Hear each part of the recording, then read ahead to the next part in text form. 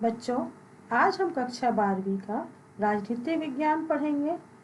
अध्याय 2, राष्ट्र निर्माण की चुनौतियाँ। इसके पहले हमने राष्ट्र निर्माण की चुनौतियों में शरणार्थी की समस्या को पढ़ा और आज पढ़ेंगे देशी रियासतों का विलीनीकरण। देशीय बच्चों, भारत विभाजन के बाद सबसे ज़्यादा परेशानी जूनागढ़, हैदराबाद और कश्मीर रियासतों के विलीनीकरण की समस्याएं सबसे ज़्यादा रही हैं। आज हम देखते हैं कि देशी रियासतों का विलीनीकरण की क्या आवश्यकता थी। तो स्वतंत्रता के पश्चात देशी रियासतों की राजनीतिक स्थिति का निर्णय एक चुनौतीपूर्ण कार्य था। स्वतंत्रता के समय देश के अंदर ही अंदर छोटी बड़ी कुल 565 रियासतें एवं रजवाड़े थे। ये सभी अपने आंतरिक प्रबंधन के लिए स्वतंत्र थे। अपना अस्तित्व बनाए रखने राज्यों एवं रियासतों की उपस्थिति उसकी संप्रभुता और व्यवस्थित शासन व्यवस्था की स्थापना में एक अड़ंगा था। देशी राजा ब्रिटिश शासन से भारत को स्वतंत्रता देने के साथ ही उन्हें पूर्ण स्वतंत्र अधिकार प्रदान करने की मांग कर रहे थे। ब्रिटिश सरकार भी समझौतों और संधियों के कारण देशी रियासतों को इस स्थिति में स्वतंत्र करने के लिए वचनबद्ध थी। अतः ब्रिटिश सरकार के सामने देशी रियासतों के भविष्य के प्रश्न का शीघ्र स्थायी हल निकालना आवश्यक था। अब ब्रिटिश कैबिनेट मिशन ने इसमें क्या निर्णय लिया, इसको देखते हैं। सन 1946 में इंग्लैंड से ब्रिटिश मंत्रिमंडल द्वारा इस संबंध पर अंतिम निर्णय हेतु एक प्रतिनिधि मंडल भारत भेजा। यह ब्रिटिश कैबिनेट मिशन के नाम से जाना गया। इस मिशन का प्रमुख कार्य राजनीतिक दलों और देशी रियासतों के संघ के मध्य चर्चा कर स्वतंत्रता के बाद देशी रियासतों की वैधानिक स्थिति पर ब्रिटिश सरकार को ठोस निर्णय पर पहुंचाना था।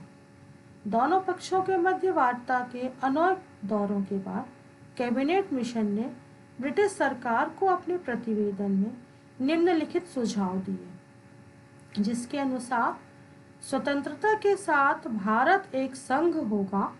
इसमें ब्रिटिश सरकार और देशी रियासतें दोनों शामिल होंगी। यह संघ वैदेशिक मामले, प्रतिरक्षा और परिवहन पर नियंत्रण रखेगा। उपर्युक्त विषयों के लिए जितने भी धन की आवश्यकता होगी उसे उगाहने की शक्ति संघ के पास रहेगी।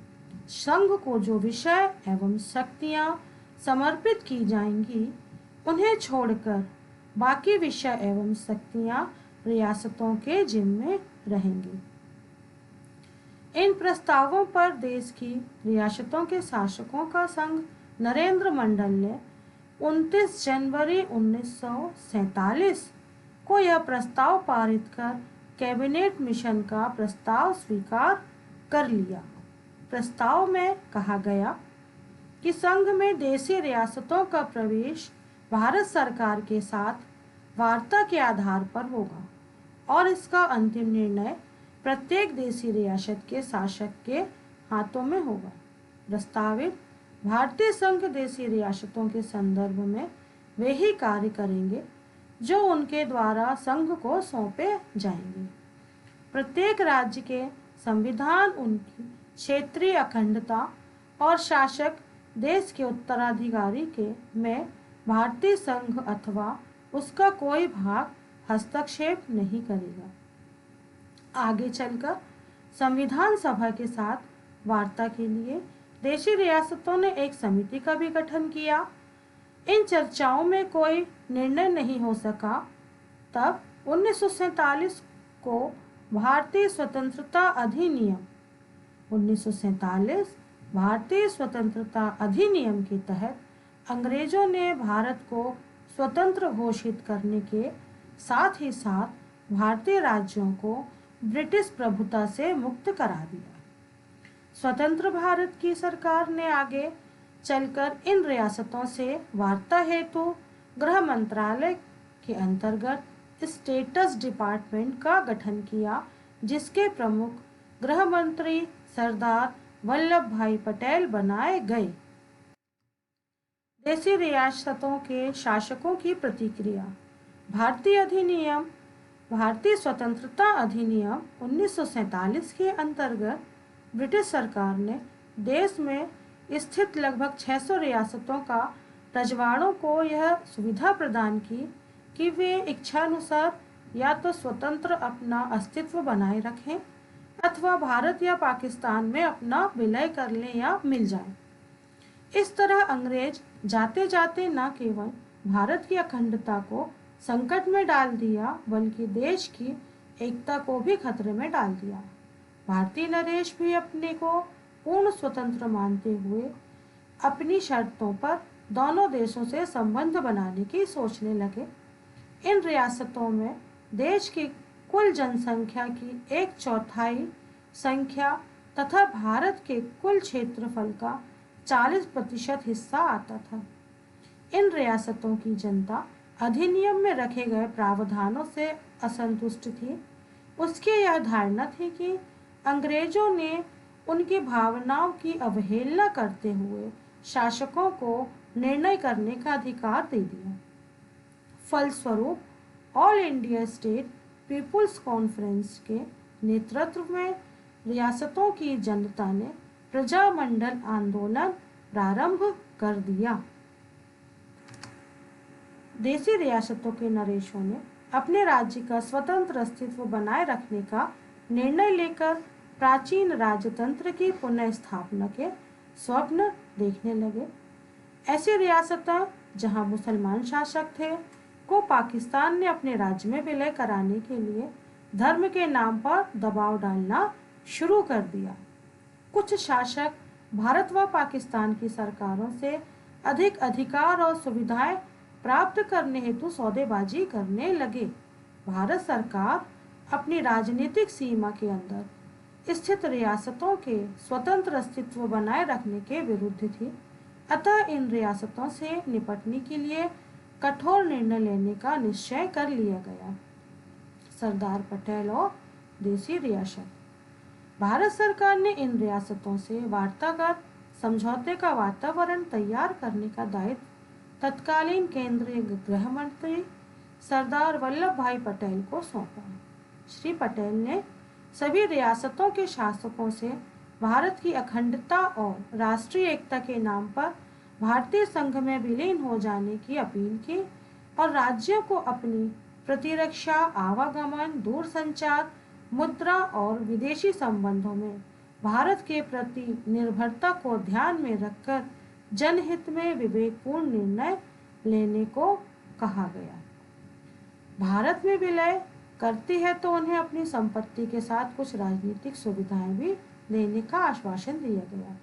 देशी नरेशों से वार्ता करने में गृह मंत्रालय के सचिव श्री वीपी मेनन और चैम्बर ऑफ प्रिंसेस के चांसलर महाराजा पटियाला व भारत के गवर्नर जनरल लॉर्ड माउंटबेटन ने प्रमुख भूमिका निभाई। भारत के गवर्नर जनरल लॉर्ड माउंटबेटन ने गृह सचिव श्री वीपी मेनन के परामर्श से देशी नरेशों की बैठक बुलाई और संबोधित करते हुए अपनी रियासतों की नए भारत में भौगोलिक और राजनीतिक स्थिति को ध्यान में रखते हुए स्वयं अपने और अपनी जनता के हित में भारत में सम्मिलित होने हेतु 15 अगस्त सन 1947 के पूर्ण एक निर्णय लेने का अनुरोध किया, अन्यथा उन्हें स्वतंत्र भारत में उनके रियासतों की क्या स्थिति बनेगी, इसमें ब्रिटिश सरकार से कोई सहायता की स्थिति नहीं होगी। जिस तरह भारत इन रियासतों को देश की अखंडता और एकता के नाम पर भारत में विलय कराने के लिए प्रयत्नशील था, ठीक उसी तरह पाकिस्तान भी नवाबों को धर्म के नाम पर उन्हें रिझाने और लुभाने का प्रयास कर रहा था। उसके प्रभाव में आकर पश्चिम भारत की खैरपुर और बहा वलपुर सहित कुछ छोटी रियासतों ने पाकिस्तान में विलय की घोषणा कर दी। जूनागढ़ के नवाब भी पाकिस्तान में सम्मिलित होने के इच्छुक थे। भोपाल और हैदराबाद के नवाब अपना स्वतंत्र अस्तित्व बनाए रखने हुए भारत और पाकिस्तान दोनों से अच्छे संबंध बनाए रखना चाहते थे। ये दोनों राज्य भारतीय सीमा के मध्य घिरे बहुसंख्यक हिंदू जनता के राज्य थे। इन रियासतों के स्वतंत्र रहने या पाकिस्तान में विलय की अनुमति दिए जाने से प्रशासनिक व्यवस्था, प्रतिरक्षा की समस्या उत्पन्न होने व जनता द्वारा विद्रोह करने एवं युद्ध हो जाने की आशंका बन जाती। इस स्थिति को उत्पन्न न होने देने के लिए श्री वल्लभ भाई पटेल ने कठोर शब्दों में रियासतों के प्रमुखों को अंतिम चेतावनी देते हुए घोषणा की कि अब देश में ब्रिटिश शासन की सर्वोच्च सत्ता की मृत्यु हो गई है। ब्रिटिश शासन अब समाप्त हो गया है और अब उस पर कोई आंसू बहाने वाला नहीं है। अतः सर्वोच्च सत्ता के विलोप हो जाने का अर्थ राजा, महाराजा या नवाब यह अर्थ न लगाए कि भारत में कोई सार्वभौमिकता सत्ता नहीं बची। भारत की सरकार सर्वोच्च सत्ता का दायित्व संभालते हुए उत्तरदायी सरकार के रूप में भारत के किसी भी भाग में अराजकता पनपते नहीं देखना चाहती थी।